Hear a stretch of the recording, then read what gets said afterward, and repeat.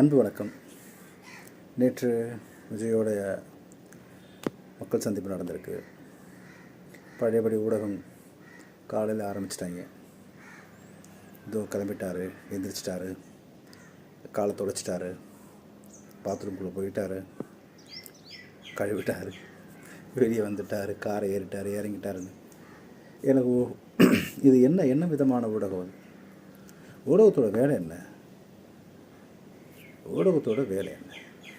அரசு செய்கின்ற தவறுகளை, மக்களுக்கு எதிராக செய்கின்ற திட்டங்களை, அரசியல்வாதிகள், அரசு அலுவலர்கள் செய்கின்ற ஊழல்களை கண்டுபிடிச்சி அதை மக்களுக்கு வெளிக்கொண்டு வந்து வெளிச்சம் காட்டி மக்கள் கூட நின்று மக்களுக்காக நிற்க வேண்டிய ஊடகங்கள் எல்லாமே ஒரு தனி மனிதன் துதிப்பாடிட்டு இருக்கிறது எந்த விதத்தில் நியாயமாக இருக்கும்? அவர் கட்சி ஆரம்பித்தார், அவர் மக்களை போய் சந்திக்கிறாரு, பார்க்குறாரு, அவர் கட்சி செயல்படுத்துகிறாரு, அது அவருடைய விளையும். போய் காட்டுங்க, வேண்டாம் சொல்லலை. அதுக்காக அவருக்கு ஆரம்பிச்சிலேருந்து முடிக்கிற வரைக்குமா காட்டிகிட்ருப்பீங்க? அவர் பொழுதேன்னைக்கும் அதையே பார்க்குறதா? ஒரு அளவு வேணாமா ஊடகங்களுக்கு? இங்கே எவ்வளோ பிரச்சனை இருக்குது, மக்கள் பிரச்சனை இருக்குது.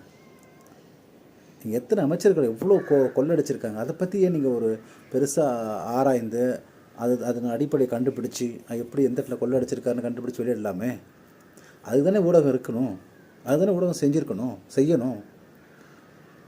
தவறுகளை தட்டி கேட்காம சும்மா ஒப்புக்கு தினமும் பார்த்தீங்கன்னா உங்கள் பேசுகிற பேச்செல்லாம் அதிமுகவில் இவர் இணைந்தாரா, அதிமுக கூட்டணி அமைக்காதா, திமுக அதிமுக எதிர்க்கிறதா அணைக்கிறதா, தாவேக்கா வருகிறதா போகிறதா, இந்த கட்சிகளை இருந்தால் என்ன போனால் என்ன, அதனால் மக்களுக்கு என்ன இருக்குது? அதிமுக அழிஞ்சா என்ன, திமுக அழிஞ்சா என்ன, தாவேக்கா அழிஞ்சா என்ன, காங்கிரஸ் அழிஞ்சா என்ன, பிஜேபி அழிஞ்சா என்ன? அந்த எக்கடா கெட்டு போகிறான். அவன் ஊழல்வாதிகள் பூரா திருட்டு பைய. இவனுங்க அவனுக்கு பின்னாடி தெரிஞ்சிட்ருக்கானுங்க. என்ன பண்ண? எல்லா ஊடகமும் ஏதோ ஒரு அரசியல்வாதியோட பின்னணியிலோ அல்லது தொழிலதிபர் பின்னணி இருக்குது.